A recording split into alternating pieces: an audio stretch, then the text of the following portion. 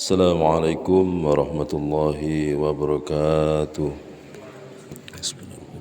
Bismillahirrahmanirrahim. Kanjeng Nabi dawuh, ma hakum ri'in ora ono utai hae wong siji muslimin kang muslim bikulahu ketune muslim syai'un utai ono suwiji-wiji.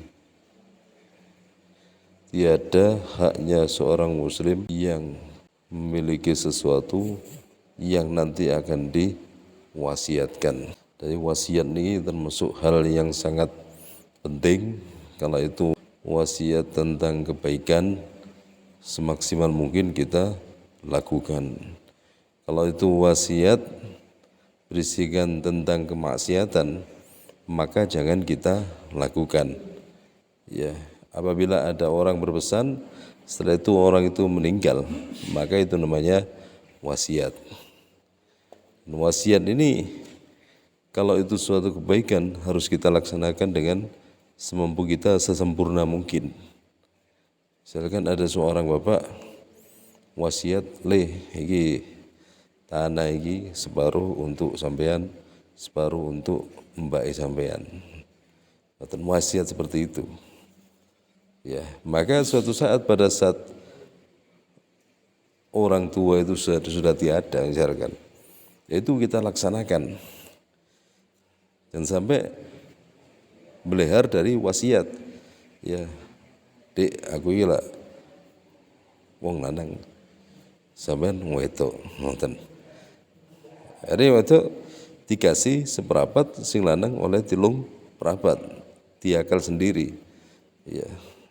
Sesuaikan dengan wasiat. Maknanya wasiat yang berupa seperti itu harus dibukukan, ditulis secara tertulis, terus ditandatangani saksi kalau perlu. Nah, bahkan yang paling apik setiap hari kita itu punya catatan untuk diwasiatkan kepada anak putu besok. Atau contoh misalkan kita punya hutang tulis sedetail mungkin. Keyakinan bahwa suatu saat kita akan bisa nyauri utang ini. Ya, kalau misalkan kita nggak bisa nyaur, tolong nanti ahli waris teruskan. Ya, ini bapak masih punya hutang sekian pada orang lain, orangnya ini. Itu ditulis. Nggak usah malu-malu menulis hutang, karena nyawa kita itu nanti ya akan berada di tengah-tengah antara langit dan bumi, melayang. Ya bukan berarti gentayangan, enggak. Katik munggah gak iso, katik mudun gak iso kalau orang masih punya hutang. Dan Kanjeng Nabi ini enggak mau nyolati orang-orang yang masih punya hutang. Nah ini, padahal kita setiap hari juga punya hutang. Masih itu besarnya seberapa, enggak besar tapi punya hutang. Dan jangan sampai punya keyakinan untuk tidak nyaur hutang, ojo. Hutang tapi keyakinan enggak nyaur. Itu kata kiai saya dulu di pondok sama dengan nun sewu bahasa kasar. Padha karo ngemplang. Hutang tapi punya azam kuat tidak akan nyaur. Iku padha karo ngemplang. Ngemplang itu pencurian. Nah itu nanti hati-hati, orang yang semacam ini pahala amal baiknya dikirim pada orang sing ngutangi nang dhewe iku. Terus betul kita wiridan pahala kayak nolongi. Seperti itu. Ya, jadi utang ini memang berat. Gampang kita utang, nyauri paling berat, paling abot. Ngoten.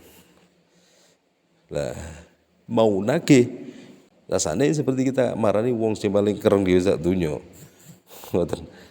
Padahal mau nagih duit-duit kita seperti itu. Nah, tetap utang silakan boleh apa, tapi tulis secara detail. Jangan sampai kita makan uang yang bukan hak kita. Makan uang yang bukan hak kita. Atau lagi gaji buta, itu jangan sampai. Ya. Gaji buta ini apa? Kita dibayar 1 hari kerja 100.000 sebagai seorang tukang atau kuli. Ya ternyata setengah hari kita ngumba cetok. Setengah hari ngumba cetok tok. Enggak ada hasilnya kita kerja. Enggak oleh foto pasangan, rong pasangan, enggak bersih cetok itu tok. Itu namanya gaji buta. ya.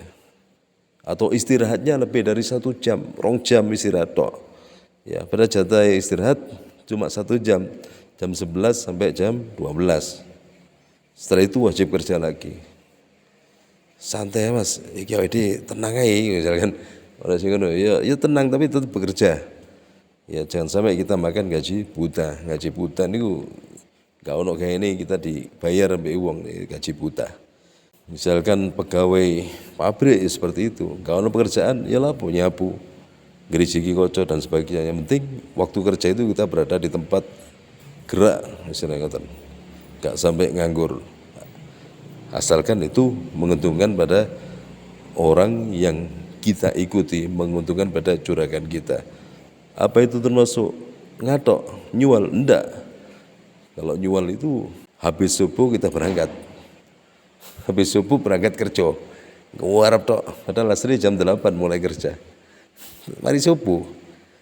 Seminggu bayarannya macet. Biasanya kepingin kita dapat posisi di depan juragan itu baru namanya ngadong, itu nggak boleh. Harus biasa ya lah ini. Jadi wasiat itu penting. Nah, jadi wasiatnya ditulis, ya diletakkan di buku atau ditulis di kertas seperti Syekh Abu Nawas itu wasiat di jero bantale ana tulisane, ana syairane ilahi lastu lil firdausi ahlan wala akwa ala nari jahimi, yang itu sangat dianjurkan dibaca 3 kali setelah sholat Jumat. Itu anjuran para ulama sepuh zaman dahulu kala. Lah ulama sepuh mana dalilnya mereka? Nah itu katanya, kata para ulama kan orang sepuh gak usah dalil. Mereka semua itu berjalan sesuai dengan syariat. Lah kita ini yang butuh dalil. Dawuh Gus Kausar Ploso kan seperti itu. Kalau ulama sepuh gak usah dalil, mereka wis dalil gitu. Mereka itu sudah jadi hujah. Kita yang butuh dalil. Sangat mohon. Rawahul Bukhari ngriwayatake hadis sapa Imam Bukhari ya Muslimun dan Imam Muslim an Abdullah sing Abdullah bin Umar samakallahu sab al-Fatihah. Wa akhiran assalamualaikum warahmatullahi wabarakatuh.